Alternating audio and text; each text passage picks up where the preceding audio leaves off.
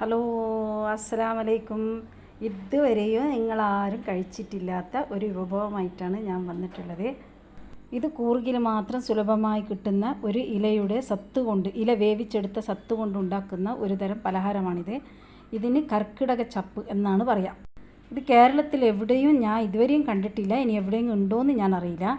അതിൻ്റെ ഇലയും തണ്ടും മണിക്കൂറുകളോളം വേവിച്ച് അതിൽ കിട്ടുന്ന സത്ത് കൊണ്ടാണ് പലഹാരം ഉണ്ടാക്കുന്നത്. അതെങ്ങനെ ഉണ്ടാക്കുന്നതെന്ന് ഞാൻ പറയാം.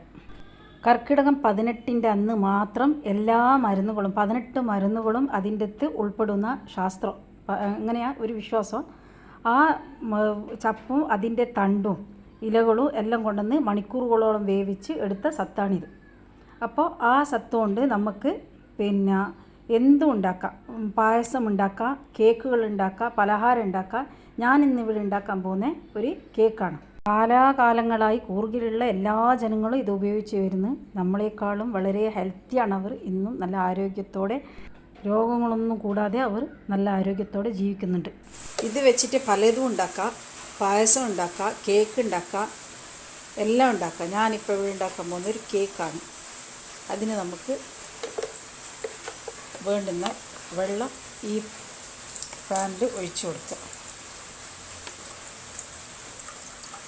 ഒരു ഞേറക്കൻ്റെ കളറാണ് ഈ ചപ്പിൻ്റെ സത്തിനുണ്ടാകുക, ഒരു വയലറ്റ് കളർ.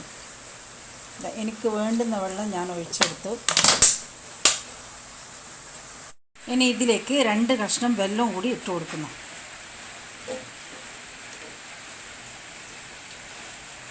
മധുരമൊക്കെ നിങ്ങളുടെ അളവിനനുസരിച്ചിട്ട് നിങ്ങൾക്ക് ഇട്ട് കൊടുക്കാം.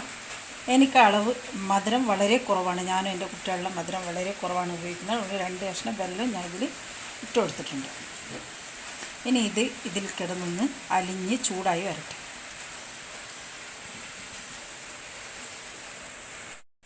ഇത് ചൂടായി വരുന്നുണ്ട്. അപ്പോഴൊക്കെ നമുക്ക് കുറച്ച് ഏലക്കായും കൂടി ഇട്ട് കൊടുക്കാം. പട്ട ഗ്രാമ്പു ഒന്നും വേണ്ട, ഏലക്കായ് മാത്രം മതി.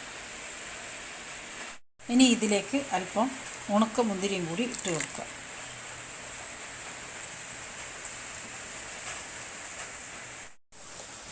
ഇനി മധുരത്തിൻ്റെ ബാലൻസിന് വേണ്ടിയിട്ട് അല്പം ഉപ്പും കൂടി ചേർത്ത് കൊടുക്കുക. ഇതിപ്പം വെല്ലം അലിഞ്ഞ് ചേർന്നിട്ടുണ്ട്. ഇനിയിപ്പം നല്ല തിളച്ച് വരുമ്പോൾ ഞങ്ങൾക്ക് വറുത്ത് വെച്ച റവ ഇതിലേക്ക് ചേർത്ത് കൊടുക്കണം. ഇനി നമുക്കിതിൻ്റെ അകത്ത് അല്പം ചിരകിയ തേങ്ങ കൂടി ചേർത്ത് കൊടുക്കുക.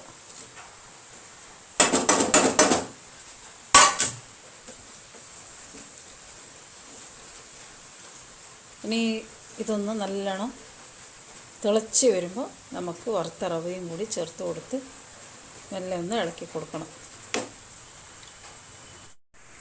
നല്ലോണം വെള്ളം നല്ലോണം ചൂടായി വരുന്നുണ്ട്. ഇനി നമുക്ക് വറുത്ത റവ ഇതിലേക്ക് ചേർത്ത് കൊടുക്കുക. ഇതൊന്ന് സെറ്റായി വന്നിട്ടുണ്ട്. ഇനി നമുക്കൊരു 5 മിനിറ്റ് ചെറു തീയിൽ ഇതൊന്ന് വേവിച്ചെടുക്കുക. അടച്ചിട്ടിട്ട് വേവിച്ചെടുക്കുക.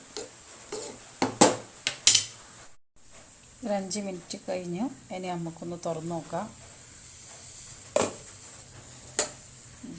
എല്ലാം ഒന്ന് സെറ്റായി വന്നിട്ടുണ്ട്. ഇനി നമുക്ക് ഇതിനൊന്ന് എണ്ണ തടവിയ ഒരു പാത്രത്തിലേക്ക് മാറ്റിക്കൊടുക്കാം.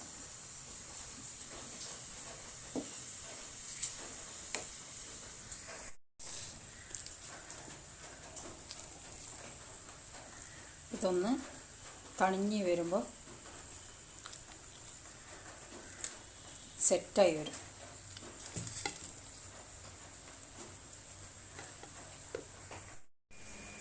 കർക്കിടക ചപ്പ് റെഡി ആയിട്ടുണ്ട്. ഇതാ 3 പ്ലേറ്റിൽ കിട്ടിയിട്ടുണ്ട് എനിക്ക്.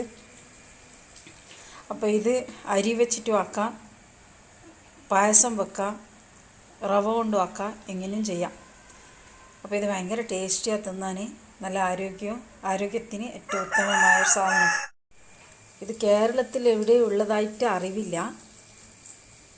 ഈ ഇല കൂർഗിൽ നിന്നാണ് കൊണ്ടുവരുന്നത്.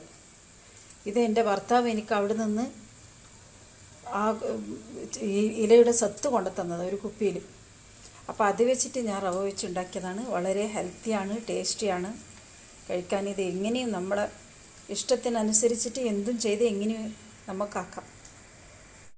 അപ്പോൾ ഇത് ചൂടോടെ തിന്നാൻ രസമില്ല, നല്ലോണം തണിഞ്ഞിട്ട് ഒരു 2-3 മണിക്കൂർ കഴിഞ്ഞ് തണിഞ്ഞതിന് ശേഷം കേക്ക് മുറിക്കുന്നത് പോലെ മുറിച്ച് തിന്നാനാണ് ഏറ്റവും ടേസ്റ്റ്. വീഡിയോ ഇഷ്ടപ്പെട്ടാൽ ലൈക്ക് ചെയ്യാനും ഷെയർ ചെയ്യാനും സബ്സ്ക്രൈബ് ചെയ്യാനും മറക്കരുത്. Okay, thank you for watching.